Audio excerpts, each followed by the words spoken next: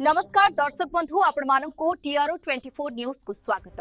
आसंतु नजर पकाइबा आज खबर उपरे। गंजाम जिला कोदड़ा एनएस रे स्मार्ट श्मशान निर्माण काम वर्ष वर्ष धरी अधारे पड़ी होईछि। 2021-22 आर्थिक वर्ष रे अनुमोदित एही प्रकल्प पई अर्थ बराद होइतले मध्य काम संपूर्ण होई नथिबारु स्थानीय लोकमानक मध्य असंतोष देखा दैछि।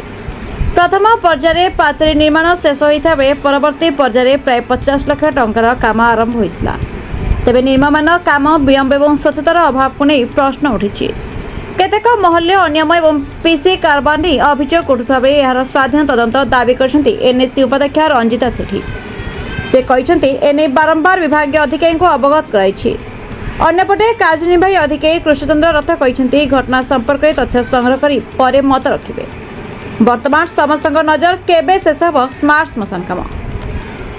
गंजाम कोदड़ारू भगवान पाढ़ी report the Republic Odisha 24 news.